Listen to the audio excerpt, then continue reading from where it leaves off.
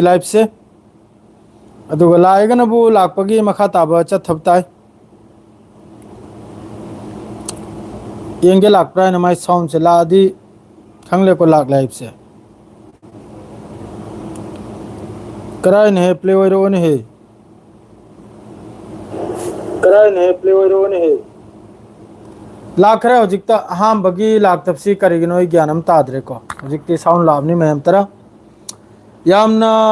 important होइबा update खर पुरेगला ई Saudi अरब तसो हेंग इराई नुमिसी याम साथीना नोंग चुगने आइना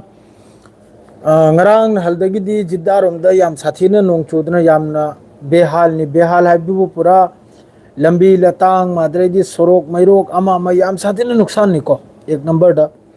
doi number da irai numitta saudi arab ta su irai su thang su lo majing su yam sathina nong chu bagi yam sathina khak law bagi len ta bagi nong sisit bagi bawni saudi arab ta lerbe sna open mun tajal biu yamna saurbu weather report ni 3 number da nabo gaza da गजा की मथक्ता यामना चावरबा अखोयगी करी हायने दा मुसीबत अमा लाकपगी alert निको असी Israel दसुनी गजा दते नते पूरा गजा से लुकपने हायरिम ने होजी की फिबम सिदा मखोयना हायरिबे रिपोर्ट सिदि पूरा लुकपगी फिबम नि करी मोंग दे लुकपै फिबम नाइदा हानदगी सो लान मतमदगी सो इजराइल की तरफ तगी खोगाइदना अमा तौथोक्तना लोन पुखरी गुमना थमलम लेदो अदुना मरम ओरेगा होजी नोंग खजितंग सुबा कांदा गजा सिगी अवस्था से याम खराब हो याब अदुनी होजी हारी से गजा सु लुप्पगी पूरा फिफम दने आनी अदुगा अइना ngasi वीडियो मा अपलोड तौजकी एखोय मणिपुर की वीडियो नि अइना रांग थेंगरुम निको मया मरो बिबियादे अइगे नुसिजरबा सब्सक्राइबर मखै अइना सिदा हाइजनिंग से इकाई वाइब से आइगे कोम आइगे जाचिना अलालबम तौरदी आइसु इकाइरिमनि मीसु इकाइरिमनि लोइमक्सु इकाइरिमनि अदु अमन लालरदी आइगे कोम आइगे जात आइगे सागै आइगे नातै लोइमकु सिंखलकपु ताबनि मीना दु कमेंट दुदा हजिकि वीडियो दुगी मखा दुदा कमेंट तौन हौरिदो एखोयगे पांगल समाज एखोयगे जात असिबु याम कन सिंखटलेगा याम कन प्रचार से तवहोई फत्तब याम थिन nganghoi हुराम बगे जात नि मखोय सिते दु हुरालि सिकरिगिनो करम चुम्मी nganगफम द nganगिमनि सावनंगाई लेते आइगी मीना हुराल रोमनिना आइगी मीना चिंथि रोमनिना आइगी मीना कनुम तौ रोमनिना nganगफमनि हलफम लेते कुनो असुमबद थम बताइ चुम्मी हुराल रोमनिना असिदाइना आरोहने चाख्रेसिना बु करी मरम गुना हैबदा असai angang ani do video du da naha ani do mayam su ramane gi facebook te soide makki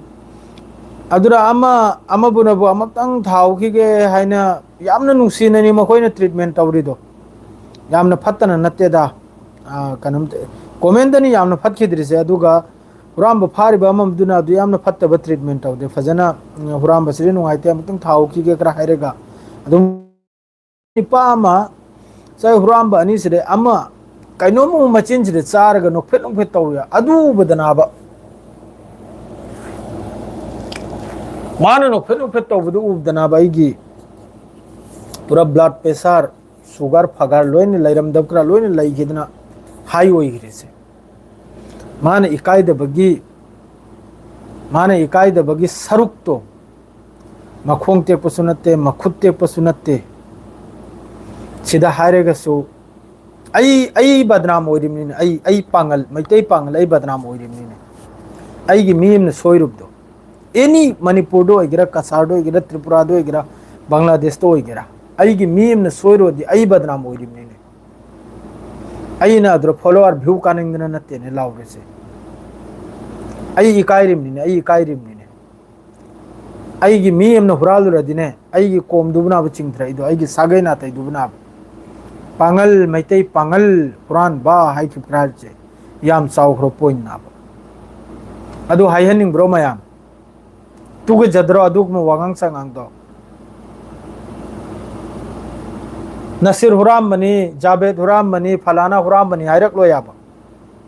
ए मैतै पांगल मचा दो ए मैतै मचा दो हाइने सुम हाइरक कनाबा अदरो कमेंट तौनहौरिदु पूरा अखोई कोम से पूरा हुराम अदरो पूरा सक्तन लेहरना अदुगुम तानिंगदा तौगनाब नखोई नखोई हुराम खर लेरिदो नखुद नखोंग तेक्तरी थबुक सु मेहनत तौ खंगी हुराल बदुसु करी हुराल नाइबा उपाय लेतदना हुरान बा सरुक अमनी अदरेदी नशा चाबगी हुराम बना सरुक अमनी उपाय लेतदना हुराम बदुगी नशा चाबदना बो अदुदी येथेक थुदेखे निमनी अदुगा उपाय लेतदना हुराल बदुना बो करी कनादा क्लेम तौने अब हौजिकी लेरिबा सरकार सिदा क्लेम तौनी करी गायदी अयुक हौगलकनी प्रोटेस्ट लौरांग हरवकनी स्ट्राइक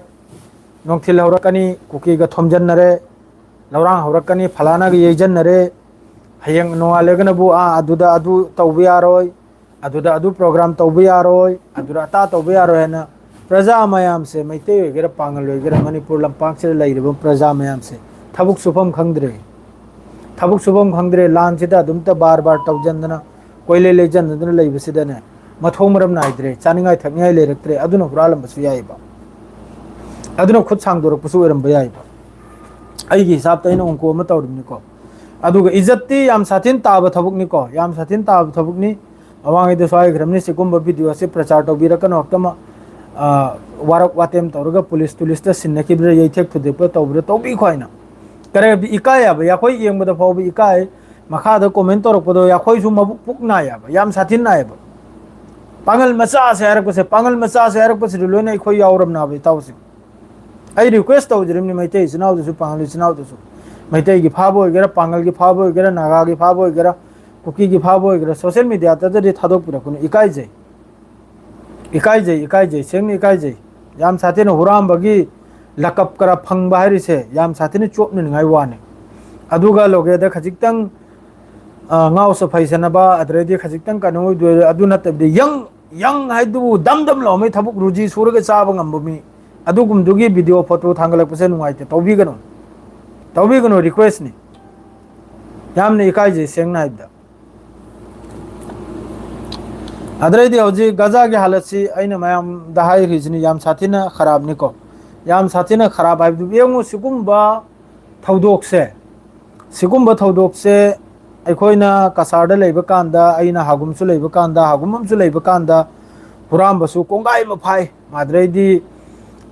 नुपी नहाद लांगफांग तौरमसु कोंगाई मफाई को अदु फब पोटपु मतमदुरसु लोइना मोबाइल से पायरमनी सोशल मीडिया से पायरमनी हराम होइसनु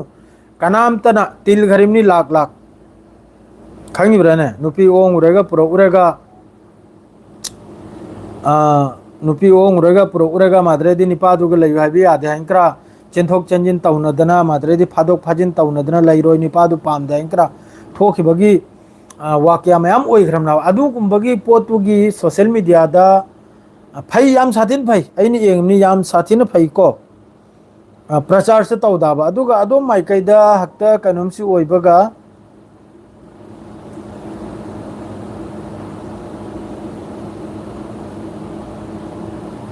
प्रचार से ओइबगा सोशल मीडिया तक थांगत पिरकपसे तौबीगनो अब प्लीज मासे खक्तदी तौबीगनो यारे अहल मंद सिन्नबीखो याद्रे येथेक थुदेक्तना पुलिस ते सिन्नब्रा कम तौबीबनो तौबीखो अदुगुमबदुना फनबायना थांगलकपुसु ओइरमबे याइको अदुगा साइ कमेंट दुदि इन हौरि मखैदो याम साथिना RSS की मसुम चाब खरना याम थिन इहोयाबा वालेकुम अस्सलाम RSS की मसुम चाबसिना मई से हौजी इंग थरप कांसिरा मक मई से चूनी बगिने कनम से तौयाबा अदुना अदुगुम दुबा वीडियो दु थांगलक्तमनदी आइगी वाखलदा यामना फगनी माद्रेदी नहल अरांगना हौजिकी याहया खान दुना महाक की मथक्ता वीडियो में सेम गुदुजु अमक मान अदुगी रिप्ले सु पिरगिको दु महाक सी इस्लाम द लैरिब्रा लैत्रब्रा दुरे खंगद्रे हाइबा मरो सेंगना दु याम नुंगाइते दुइदिसु मखादा पाउ चथसी अतई पाउ ngang कानम नते इताउ मया नुंगाई पाउ खर ताहंजिरके अल जजीरा दे करी अपडेट लेबना हाने इंगिजिको अल जजीरा दा अपडेट लेरिसी याम साथिने रिक्स ने सिने गजा से पूरा स्ट्रॉम अमसुंग नोंग सुबा मादरे नोंगले नोंगसित असिने सिंगबा याम साथिना गुड लक वालेकुम अस्सलाम there is a car complete message बम कंप्लीट मेसेज है बुबु सिनी बम बम नुआइते हुरान चिंथी तौरगा अदुसु मानो नोफेतक्रक तौबदो मागे वीडियो दो नोफेतक्रक तौबदो हाना गिरा होजिकरा दि खंग देखो होजिकते याम कन्न वायरल होरे मी अदु वीडियो दो हुरान बनी फारायना मादु सोशल मीडिया दा थांगत्ते बिदा लैरिमनी पुलिस अमा मादुर सिनखिबदुनदी लोमितन फय अदुगा यामने हेंजलबो रे टॉप टॉप खर थादोक पिरगा असि मोहंग सैने लावरममनी सिकुम्बा अमगा अमगा इंथिने बासा वीडियो थांगलकपदुर नते नुआइनिद्रिसे वीडियो दुई मखादुदा आरडब्ल्यूएस की मसुम साब खरना मणिपुर से थुगाई गए कांगलुप खरना कमेंट खर तौरियाबा पांगल जात से लोइने सीनी पांगमिते पांगल से अदुनी मति पांगल से अताने ना अदुगुम्बा मेसेज तु यामना मी मबुक नाबो मेसेज नाबा अदरो कमेंट तौरु मखैदो अदुगी ने अइना हाइजरिसे ममांग दसो अइना हाइग्रमने वीडियो अमदा पांगल मचामा हुराम फारुबगे माद्रेदे मैते एनिमसु मैते एनिहुमुमसु सन हुरान ब्रा कनो फारुबगे ना हाइग्रम सिगुम्बसी थांगत पिरा कनो खर चैराक तुराक तौरगा पुलिस ता सिन्नबरा ना होय आईगी इंसाफ ते एकता हारिमनी मैते एगरा पांगल एगरा हुराल रेडी मखुल कनो हक्ते कथल वान मखुद कपा एखो इस्लाम दसु लाइरिक ते यावब्रा कनो तौबनिने अदुई मोंग दक्ते चथबिरगा त वादु लोइजल कोसिनी करगे हबि अदु हमका सोशल मीडिया दा नई नदना हुराम बचंगलम ले अदु चंगलम नै तौदो तौनहनिंग दा यामना रिक्स ने हारि गजा दा सऊदी अरब तसो हेंग इराय थांगसे यामना कन्न नोंग चुबगी वानी याम साथीने जिद्दा दबुदी याम साथीने होजी नोंग चुदना लंबी लतांग अमा अमा लोइना पो याम साथीने नुकसान नि अदुगा हौजी गजा से चुबता रगदी गजा से यामना रिक्स ने हबि गजा से गी माइके मरी से लोइना मयाइ से खोतोक लेगा माइके मरी से पूरा अखोय गी पुखरी गी ने फिबान हाइगत पगुम हाइगलमने अदुना नोंग से चुबता रगदी गजा से पूरा अखोय गी पुखरी वलगनि सिनि पुखरी देगी सेन याम साथीने नुकसान होबगी वाने को हारि से गजा से मासे आहाम बदगी कदम तो थोरमने अदरैदी सोमदना अमक्का इजराइल की तरफ ते हौजिक की कैनुम से हाइनरिबो वाफम से मासी रिजेक्ट तौरपगी वाफम हमनी को रिजेक्ट तौरप हाइदी हमास की तरफ ते हर सिनबु सही तरह नोंगै मरुम फावबा एटेक अम फाव तौरोय इजराइल की मथकता मादुगा आईडीएफ ने जो कंट्रोल तौदना हौजिक लौजनदना लैरिबा लम मखैसे लोइन थादोयगा मनिंग हलुसिनी मनिंग हलु हाइबसे इजराइल की तरफ ते सिगी वाफम से यारक्ता बिदा इजराइल की तरफ ते होजी पैसा लाइसनबु अनि सुबा सेकंड फेज एखोगी सेसफायर की वारी असिदा अमक्का हमास नहरसिन अहम बगी फेज से ने कंप्लीट तौखोसिनी अदुई मतुंगदा सेकंड फेज की वारी सानरसु साननी बम 699 नोंग चुनी हयंग जिदारोमदे यामकन नोंग चुरे एखोई सिदा हयंग इराय नुमित पूरा हाई अलर्ट नेको इराय नुमित से यामकन नोंग चुबगी वानी नुंदांगदगी अदरेदी कनोम थांग चलो माजिंगसु नोंग चुबगी वानी वेदर रिपोर्ट से सोमदगी वेदर रिपोर्ट से सोइदि सोइगन देखो मखोइन पीरबे वेदर रिपोर्ट से हान लोइन मेसेज लाइन में मोबाइल दा सिदा नोंग चुबगी ओइगेरा जसागी ओइगेरा अलर्ट सिस्टम लोइन लयाबा अदरे खोइगी मोबाइल नंबर मखैसी लोइन रजिस्टर ने अप्सरा हारिबा मखोइगी प्रोग्राम दो अदुग लोइन कनेक्ट लेरिमने अदुना जसा अलार्म ओइगेरा अलर्ट ओइगेरा लोइन मेसेज लायाबा डिफेंस की तरफ से वगैरह वेदर की तरफ से वगैरह एनी फायर ब्रिगेड की तरफ से वगैरह करीगुम्बा थौदुक थोकने बोरदी माद्रे हंदक मरकत मोय टेस्टिंग हम सुतौखरे अलार्म की अलार्म हाइबदी अखोय की अलर्ट ने मासी मखोय करीगुम्बा लान लांगे अमगी अलर्ट चेक तो थोप मालिको दिन नम खिंगन लाइख्रिमनि सेकंड ग्रिंग ग्रिंग ग्रिंग ग्रिंग लाउमै सेम टू सेम हौजिक की इजराइल दा हमास न वगैरह यमन न वगैरह मिसाइल काप्चल लेगा अलर्ट अम फंगबदो अदु सिस्टम दुने खोय मोबाइल में खैसे सिदा लोइना साम तो बगे सिगुम्बसे लोइना लाकदौरुमने अदु हौजिक अदुनी याम साथी बाइबदुबु हमास के इजराइल का हौजि याम साथी न टक्करम दनि फिफम दनि लेरसे सेसफेयर की मतंग सिदा हमास न हारि सिनबु हम बगी फेस लोइखो अदुगा तुंगी मखा ताबा वारी साननि सिनि से होकतनि हमास की अदरैदी सोमनबु यूक्रेन अमसुंग रशिया के से यूक्रेन अमसुंग रशिया के से 1385 डेज सुखरे को महोय की लान से असिदा अपुन बदा ट्रोप्स यूक्रेन की ट्रोप्स 1,56,000 असी हौजिक कनुंगी यूक्रेन की फोर्स ता 1,56,000 से यूक्रेन दा हौजिक महोय की नौना मासी लौखतपगी वानी को नौना अखोय की लान की दमकता माद्रेदी सोमनबु अतो महिदी मोय सिदे पाउदे दुन हेल्प दि लेते को रशिया में यूक्रेन की पाव लेते माद्रेदी सोमना अमका कनों की पाव से हमते यमन की सी करी हारिम नाइना यमन की सु कसु लेते माद्रेदी सोम द महोई के हजिक दमक्सता नहल सही फाबगी असद सरकार लोहिबगी सही फाबगी याम चावना सेलिब्रेशन अमा तौखरे सीरिया मनुंगदा अदुग सीरिया सो हजिक इजराइल की ममई पाइरिको सिमसु मयाम खंगेलबी वालेकुम अस्सलाम चाक चार ब्रो इचौना सिर ब्रदर अयुब खान चाक चाद्री ने चाक चाद्री लाइव से अदुम थौलक लंबा पाव मचांग खतंग पिरम गायना अदुम मयाम सिदा हजि याम साथीने तक्करदनी लेरिसे इजराइल अमसुंग कैनोम से गजा से हमास से असिगी मथक्ता आरोहेना नेतन्याहू की पेसारोर सिनबु तुर्की की फोर्स हजि की महोई की पीस फोर्स है न महोई ने फोर्स इंटरनेशनल फोर्स हम सेम इसे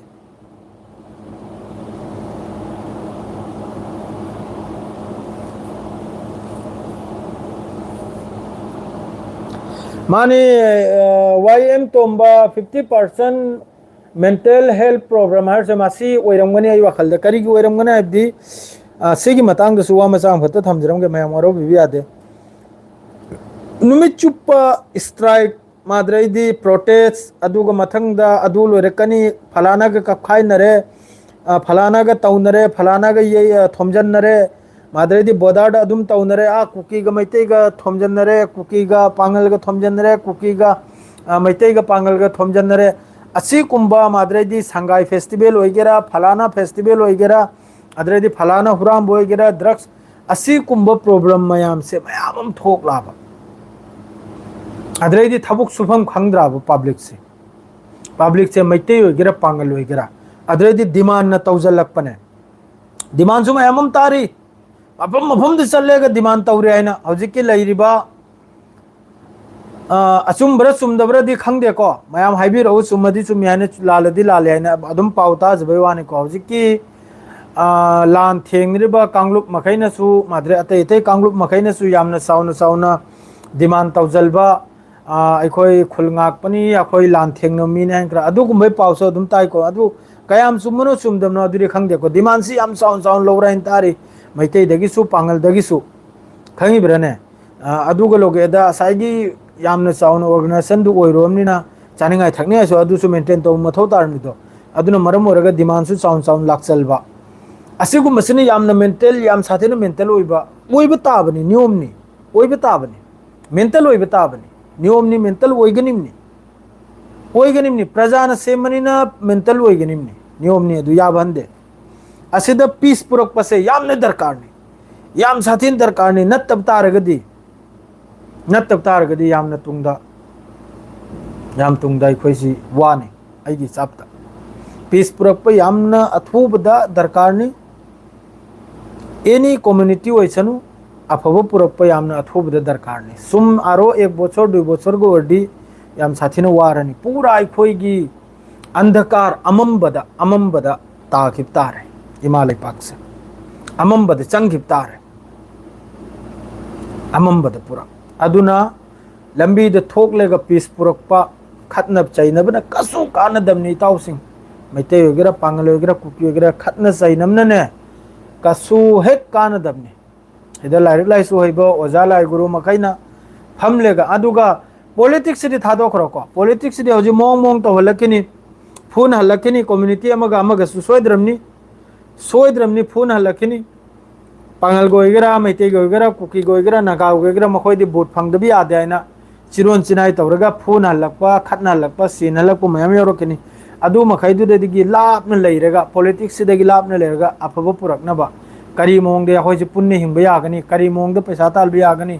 करी मोंगदे लाइफ से हिंबा यागनी हाइबदो अदुगी लंबीरे कुमथरकपा ताइबा अरांगनल फेसबुक तसु बम हाइब्रा कैनो निपा अमखक मागे सिबगी तारीख क्रमान पोस्ट तौरमिदो अदु करिगिनो पेसारदो सोमना थबुक सुफम खंगद्रे माद्रेदी अवाब मयाम थेंगरे माद्रेदी पैसा सिदी उपामबिदे पालिम नते तालेगे थोकदोरमनी तालफमदु लैत्रे चतफमदु लैत्रे थोकफमदु लैत्रे अदुना फिबम अम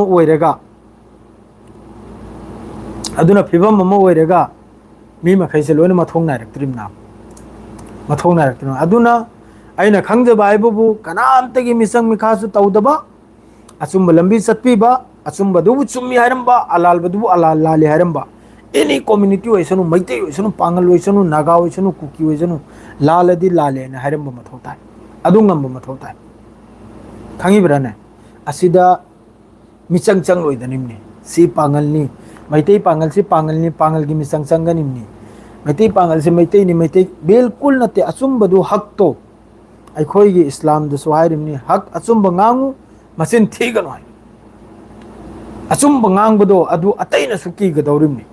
ꯑꯇꯩ ꯀꯝꯃ꯭ꯌꯨꯅꯤꯇꯤꯅꯁꯨ ꯀꯤꯒꯗꯧꯔꯤꯕꯅꯤ ꯏꯆꯤꯟ ꯏꯅꯥꯎꯁꯤꯡ ꯁꯤꯝ ꯈꯪꯉꯨ ꯑꯇꯩ ꯖꯥꯠꯅꯐꯥꯎ ꯀꯤꯒꯗꯧꯔꯤꯕꯅꯤ ꯑꯆꯨꯝꯕ ꯉꯥꯡꯉꯗꯤ ꯅꯥꯜꯂꯞꯀꯤ ꯑꯣꯏꯅ ꯅꯪꯕꯨ ꯊꯤꯔꯝꯕ ꯌꯥꯏꯀꯣ ꯃꯤꯅꯤꯠ 5-10ꯒꯤ ꯑꯣꯏꯅ ꯑꯗꯨ ꯑꯣꯏꯔꯁꯨ ꯇꯨꯡꯗ ꯃꯥꯅ ꯌꯨꯝ ꯆꯠꯂꯒ ꯈꯜꯂꯨꯕ ꯀꯥꯟꯗ ꯏꯁ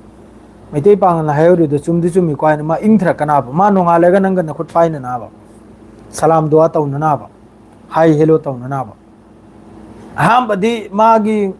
ꯖꯤꯠꯇꯨꯅ ꯅꯪꯅ ꯑꯆꯨꯝꯕ ꯉꯥꯡꯉꯁꯨ ꯁꯥꯎꯇꯛ ꯍꯥꯏꯅ ꯐꯤꯕꯝ ꯑꯃꯗ ꯆꯠꯈꯤꯅꯥꯕ ꯇꯨꯡꯗ ꯃꯥ ꯈꯟꯊꯔꯛꯀꯅꯥꯕ ꯃꯥꯅ ꯉꯥꯡꯉꯤꯁꯤ ꯆꯨꯝꯃꯤ ꯍꯥꯏꯅ ꯑꯗꯨꯅ ꯈꯠꯅ ꯆꯩꯅꯕ ꯐꯨꯅꯕꯁꯤꯅ ꯀꯩꯁꯨ ꯀꯥꯟꯅꯕ ꯅꯠꯇꯕꯅꯤ ꯅꯨꯡꯁꯤꯅꯕꯗꯒꯤ ꯍꯦꯟꯗꯣꯛꯄ ꯈꯪꯉꯦꯗꯅ ꯇꯠꯄ ꯌꯥꯔꯣꯏꯗꯕ ꯃꯔꯤ ꯑꯃꯅ ꯑꯃꯕꯨꯁꯨ ꯄꯨꯔꯥ ꯂꯣꯏꯖꯜꯈꯤꯒꯦ ꯍꯥꯏꯕ ꯌꯥꯔꯣꯏꯗꯕ ꯑꯗꯨꯒꯨꯝꯕꯒꯤ ꯐꯤꯕꯝꯅꯤꯀꯣ ꯑꯗꯨꯅ ꯀꯔꯤ ꯃꯑꯣꯡꯗ ꯍꯥꯏꯕꯨ ꯅꯨꯡꯁꯤꯅꯅ ꯈꯨꯠ ꯁꯝꯃꯤꯟꯅꯔꯒ ꯑꯋꯥꯕ ꯄꯨꯝꯅꯃꯛ ꯊꯦꯡꯃꯤꯟꯅꯕ ꯑꯗꯩ ꯄ꯭ꯔꯣꯕ꯭ꯂꯦꯝ ꯄꯨꯝꯅꯃꯛ ꯁꯣꯜꯕ ꯇꯧꯃꯤꯟꯅꯕ ꯑꯁꯤꯕꯨ ꯍꯦꯟꯕ ꯂꯩꯈꯤꯗ꯭ꯔꯕꯅꯤ ꯑꯩꯒꯤ ꯍꯤꯁꯥꯕꯇꯗꯤ ꯑꯩꯒꯤ ꯊꯃꯣꯏꯒꯤ ꯋꯥꯅꯤꯀꯣ ꯑꯩꯒꯤ ꯍꯤꯁꯥꯕꯇꯅꯤ ꯍꯥꯏꯔꯤꯁꯦ ꯑꯗꯨ ꯃꯌꯥꯝ ꯑꯗꯣꯝꯒꯤꯅ ꯀꯔꯤ ꯁꯤꯆꯨꯋꯦꯁꯟꯅꯣ ꯃꯌꯥꯝꯅ ꯑꯗꯨꯁꯨ ꯈꯪꯉꯤ ꯁꯤꯆꯨꯋꯦꯁꯟ ꯄꯨꯝꯅꯃꯛ ꯐꯠꯇꯕ ꯄꯨꯝꯅꯃꯛ ꯅꯨꯡꯉꯥꯏꯅꯗꯕ ꯄꯨꯝꯅꯃꯛ ꯀꯥꯎꯊꯣꯛꯅꯔꯒ ꯅꯠꯇ꯭ꯔꯒꯗꯤ ꯗꯤꯅꯦ ꯍꯨꯔꯥꯟꯕꯁꯨ ꯃꯁꯤꯡ ꯌꯥꯝꯈꯠꯂꯛꯀꯅꯤ 2 ꯅꯝꯕꯔꯤ ꯀꯔꯕꯥꯔꯤꯁꯨ ꯃꯁꯤꯡ ꯌꯥꯝꯈꯠꯂꯛꯀꯅꯤ ꯃꯤ ꯍꯥꯠꯇꯣꯛ ꯍꯥꯆꯤꯟꯗꯁꯨ ꯀꯤꯔꯛꯂꯣꯏ ꯈꯪꯉꯤꯕ꯭ꯔꯥꯅꯦ ꯉꯁꯥꯏ ꯁꯤꯅ ꯃꯔꯝ ꯑꯣꯏꯔꯒ ꯃꯤ ꯍꯥꯠꯇꯣꯛ ꯍꯥꯆꯤꯟꯗꯁꯨ ꯀꯤꯔꯛꯂꯣꯏ ꯃꯑꯣꯡꯒꯤ ꯇꯧꯔꯛꯈꯤꯅꯥꯕ ꯃꯗꯨꯒꯤ ꯃꯊꯛꯇ ꯑꯃꯨꯛꯀ ꯂꯩꯔꯤꯕ ꯍꯧꯖꯤꯛꯀꯤ ꯀꯩꯅꯣꯝꯁꯤꯅ ꯊꯨꯒꯥꯏꯔꯒ ꯍꯥꯏꯕ ꯂꯩꯔꯤꯕ ꯀꯥꯡꯂꯨꯞꯁꯤꯅ ꯆꯤꯔꯣꯟ ꯆꯤꯅꯥꯏ ꯇꯧꯔꯒ ꯑꯃꯒꯁꯨ ꯊꯤꯅ ꯍꯜꯂꯛꯀꯅꯤ ꯐꯨꯅ ꯍꯜꯂꯛꯀꯅꯤ ꯑꯗꯨꯒꯤ ꯃꯇꯝꯗꯨ ꯌꯧꯔꯛꯇ꯭ꯔꯤꯉꯩꯗ ꯀ꯭ꯔꯥꯏꯁꯤꯁꯇꯨ ꯌꯧꯔꯛꯇ꯭ꯔꯤꯉꯩꯗ ꯅꯨꯡꯁꯤꯅꯕꯒꯤ ꯂꯝꯕꯤ ꯑꯃ ꯄꯨꯊꯣꯛꯂꯒ ꯀꯝ ꯇꯧꯔꯒ ꯍꯤꯡꯃꯤꯟꯅꯅꯤ ꯑꯗꯨ ꯈꯜꯕꯤꯌꯨ ꯃꯌꯥꯝ ꯑꯗꯨꯕꯨ ꯍꯦꯟꯕ ꯂꯩꯈꯤꯗ꯭ꯔꯕꯅꯤ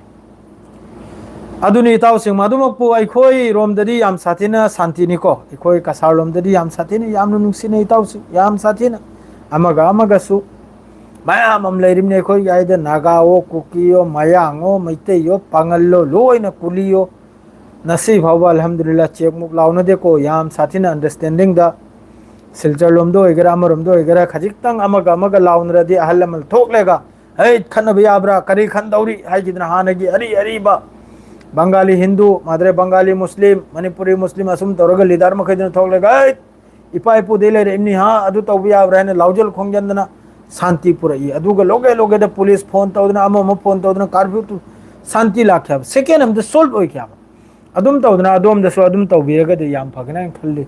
ꯀꯔꯤꯒꯤꯗꯤ ꯊꯤꯅꯕ ꯌꯥꯕ ꯅꯠꯇꯦ ꯍꯧꯖꯤꯛ ꯗꯨꯅꯤꯌꯥꯁꯦ ꯑꯃꯒ ꯌꯦꯡꯊꯤꯅꯕ ꯌꯥꯕ ꯅꯠꯇꯦ ꯈꯪꯉꯤꯕ꯭ꯔꯥꯅꯦ ꯂꯣꯏꯅ ꯌꯨꯝꯊꯪ ꯀꯩꯊꯪꯅꯗꯅ ꯂꯩꯅꯤꯡꯕꯅꯤ ꯅꯨꯡꯁꯤꯅꯗꯅ ꯂꯩꯒꯅꯤꯕꯅꯤ ꯍꯥꯟꯅꯗꯒꯤꯁꯨ ꯅꯤꯡꯊꯧꯒꯤ ꯃꯇꯝꯗꯒꯤꯁꯨ ꯅꯨꯡꯁꯤꯅꯗꯅ ꯂꯥꯛꯑꯕꯅꯤ ꯍꯧꯖꯤꯛꯁꯨ ꯑꯗꯨꯝ ꯅꯨꯡꯁꯤꯅꯗꯅ ꯆꯠꯀꯅꯤꯕꯅꯤ ꯑꯗꯨꯅꯤ ꯑꯗꯨ ꯖꯁꯥ ꯐꯠꯇꯕ ꯄꯥꯡꯒꯜꯒꯤ ꯑꯣꯏꯒꯦꯔꯥ ꯃꯩꯇꯩꯒꯤ ꯑꯣꯏꯒꯦꯔꯥ ꯑꯦꯅꯤ ꯑꯂꯥꯜꯕ ꯊꯕꯛ ꯋꯥꯔꯛ ꯋꯥꯇꯦꯝ ꯇꯧꯔꯒ ꯑꯣꯐꯂꯥꯏꯟꯗ ꯅꯍꯣꯏ ꯄꯨꯂꯤꯁꯇ ꯁꯤꯟꯅꯕꯤꯈ꯭ꯔꯦꯒ ꯑꯗꯨꯝ ꯋꯥꯗꯣ ꯇꯩꯖꯜꯈꯤꯕꯗꯣ ꯁꯨꯝ ꯈꯪꯕ꯭ꯔꯥ ꯅꯟꯖꯜꯈꯤꯕꯗꯣ ꯃꯊꯛꯇ ꯑꯗꯨꯕꯨ ꯍꯦꯟꯕ ꯂꯩꯇꯕꯅꯤ ꯁꯣꯁꯤꯌꯦꯜ ꯃꯤꯗꯤꯌꯥꯗ ꯄꯨꯊꯣꯔꯛꯑꯗꯤ ꯑꯗꯨꯒꯤ ꯃꯈꯥꯗ ꯀꯣꯡꯒꯥꯏ ꯑꯃꯁꯨ ꯃꯩꯁꯤ ꯆꯨꯖꯜꯂꯒ ꯍꯥꯏꯅ ꯐꯦꯛ ꯑꯦꯀꯥꯎꯟ ꯁꯦꯝꯃꯒ ꯀꯣꯡꯒꯥꯏ ꯑꯃ ꯂꯩꯔꯤꯕꯅꯤ ꯃꯩꯇꯩꯁꯤꯕꯨ ꯆꯩꯍꯧꯔꯒꯦ ꯄꯥꯡꯒꯜꯁꯤꯕꯨ ꯆꯩꯍꯧꯔꯒꯦ ꯀꯨꯀꯤꯁꯤꯕꯨ ꯆꯩꯍꯧꯔꯒꯦ ꯍꯥꯏꯅ ꯀꯔꯣꯔ ꯂꯩꯔꯤꯕꯅꯤ ꯐꯦꯛ ꯑꯦꯀꯥꯎꯟ ꯁꯦꯝꯃꯒ IT ꯁꯦꯜ ꯑꯣꯏꯅ ꯂꯩꯔꯤꯕꯅꯤ ꯑꯗꯨꯒꯨꯝꯕꯗꯨꯗꯒꯤ ꯍꯤꯡꯅꯕꯅꯤ ꯍꯥꯏꯔꯤꯁꯦ ꯁꯣꯁꯤꯌꯦꯜ ꯃꯤꯗꯤꯌꯥꯗ ꯅꯠꯇ ꯄꯥꯗꯕ ꯑꯃꯒꯤ ꯀꯣꯝꯒꯤ ꯀꯣꯝꯃꯨꯅꯤꯇꯤꯒꯤ ꯚꯤꯗꯤꯑꯣ ꯐꯣꯇꯣ ꯊꯥꯒꯠꯄꯤꯒꯅꯣ ꯍꯥꯏꯕꯗꯣ ꯑꯗꯨꯒꯤꯅꯤ ꯂꯣꯏꯅꯃꯛ ꯐꯕ